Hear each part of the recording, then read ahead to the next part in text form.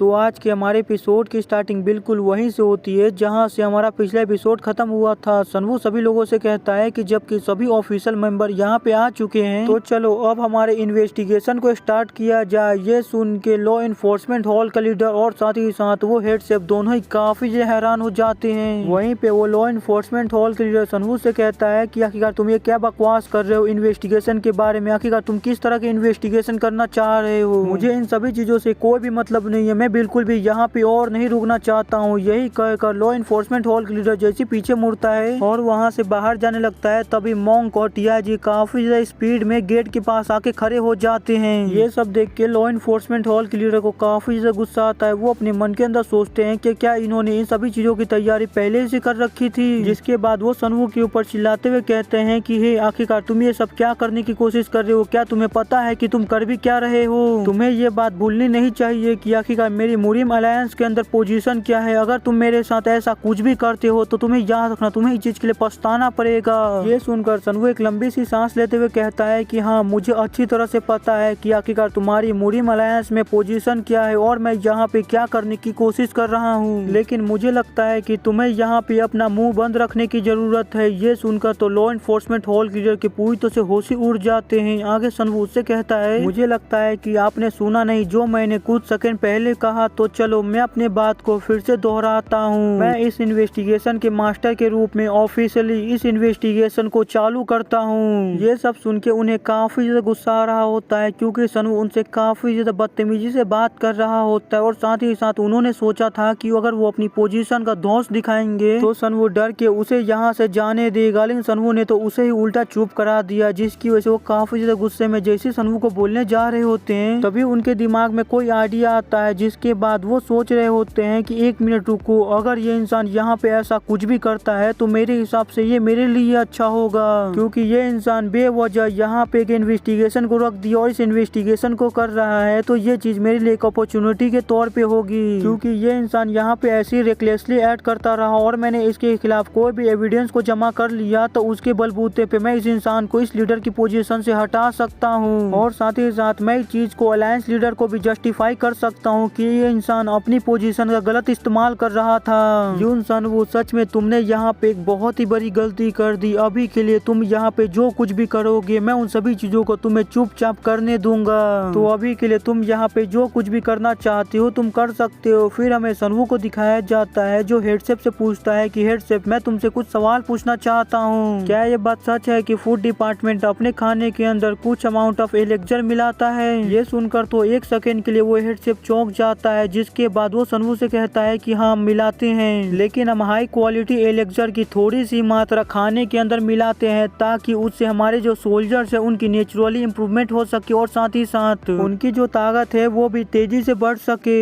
और वहीं पे लॉ इन्फोर्समेंट हॉल के लीडर जो होते हैं वो ये सब देखते हुए अपने मन के अंदर सोच रहे होते हैं कि ये इंसान कितना बड़ा बेवकूफ है। मुझे पहले लग रहा था कि यहाँ पे काफी बड़ी बात हुई जिसकी वजह से इस इंसान ने यहाँ पे इन्वेस्टिगेशन को रख दिया, लेकिन ये इंसान तो ऐसी चीजों के अंदर गलती ढूंढने की कोशिश कर रहा है जिसके अंदर गलती ढूंढने का कोई भी मतलब नहीं बनता है। अब मैं पक्का यहाँ से जाने के बाद इस मौके का फायदा उठा के इस बेवकूफ को लीडर की पोजीशन के हटा दूंगा। मैं कभी भी ऐसी बेवकूफ को लीडर की पोजीशन पे रहने ही नहीं दूंगा।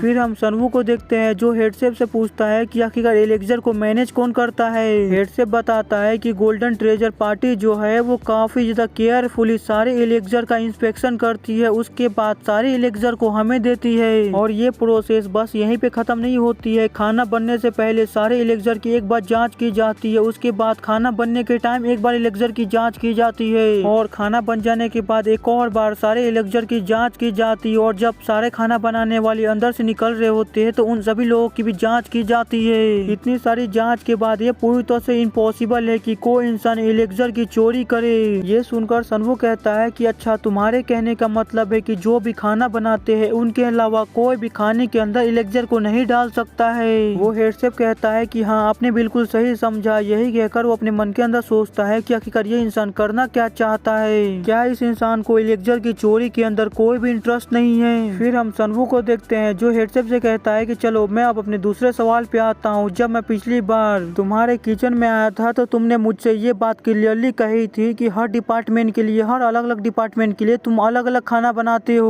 वो हेड शेफ कहता कहता है कि हाँ आप बिल्कुल सही है। ये सुनकर सनवू पीछे मुड़ते हुए कहता है कि जूहीगन तुम्हारे पास जितने भी पेपर्स है उन सभी पेपर्स को ले जाके हेडसेफ को दो। जूहीगन कहता है कि ठीक है लीडर। यही कहकर वो सीधे हेडसेफ के पास जाता है और उसके पास जो बुक होती है उस बुक को हेडसेफ को दे देता है और वहीं पे वो हेडसेफ उस बुक को लेने के बाद उस बुक को खोल के पढ़ने लगता है और वो जैसे उस बुक को पढ़ता है तो वो काफी हैरान होने लगता है। फिर हम उस बुक के अंदर देखते हैं कि वहाँ पे काफी सारी जगहों पे सर्कल बनाया गया होता है और उन्हीं सभी सर्कल्स को देख के हेडसेफ काफी हैरान हो रहा होता है। आगे सनवू हेडसेफ से पूछता है कि उस बुक के अंदर जिस जिस खाने के ऊपर सर्कल बनाया गया हुआ है आखिरकार उस खाने को किसने पकाया है। ये सुनकर वो हेडसेफ सनवू से पूछता है कि आखिरकार अचानक से क्या हो गया जो आप मुझसे ऐसे सवाल पूछ रहे हैं। ये सुनकर सनवू काफी गुस्से में आ जाता है। वो उस हेडसेफ से कहता है कि मैं तुमसे जितना सवाल पूछ रहा हूँ बस मेरे सवाल का जवाब दो, मुझसे उल्टा सवाल मत करो। ये सुनकर वो हेडसेफ बिल्कुल खामोश हो जाता है। उसके बाद वो हेडसेफ किसी तरफ देखने लगता है। उसे देख के सनवू कहता है कि जैसा कि मैंने उम्मीद किया था ये तुम ही हो। तभी हम देखते हैं कि वो हेडसेफ किसी और की तरफ नहीं बल्कि अपने असिस्टेंट की तरफ ही देख रहा होता है। वहीं पर उसका असिस्टेंट भी ये देख के काफी घबरा जाता है। जिसके बाद वो असिस्टेंट सनवू से घबराते हुए कहता है कि आखिरकार आप सभी लोग मुझे इस तरह क्यों देख रहे हैं, क्या मेरे खाने में कोई गड़बड़ है। सनवू कहता है कि डिप्टी शेफ मैं तुमसे सीधा एक सवाल पूछने वाला हूँ, आखिरकार तुम कंपाउंड पॉइजन के बारे में कितना जानते हो।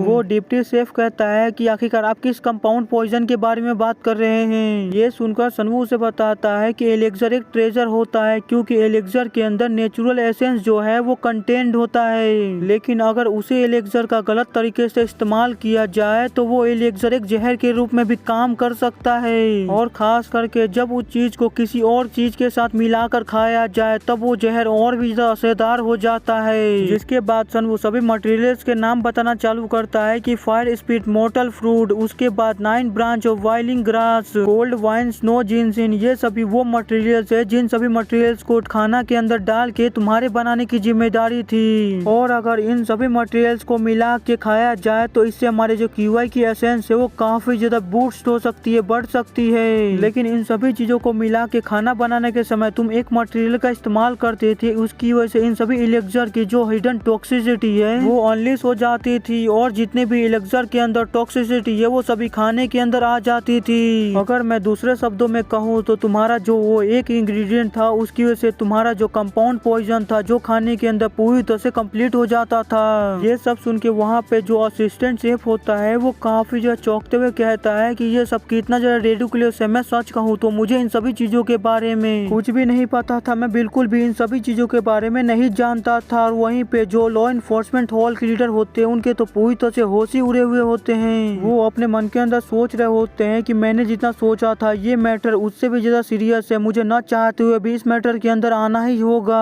जिसके बाद वो सनवू से कहते हैं कि तुम यहाँ पे जो कुछ भी कह रहे हो क्या तुम उन सभी चीजों की रिस्पॉन्सिबिलिटी ले सकते हो। तभी डिवाइन डॉक्टर साइड से कहते हैं कि हाँ मैं उस चीज की गारंटी लेता हूँ, वो जो कुछ भी कह रहे हैं वो पूरी तरह से सच है। डिवाइन डॉक्टर के इतना कहने के साथ ही आज का हमारा ये एपिसोड यहीं पे खत्म होता है। मुझे उम्मीद है कि आप सभी लोगों को आज का हमारा वीडियो पसंद आया होगा।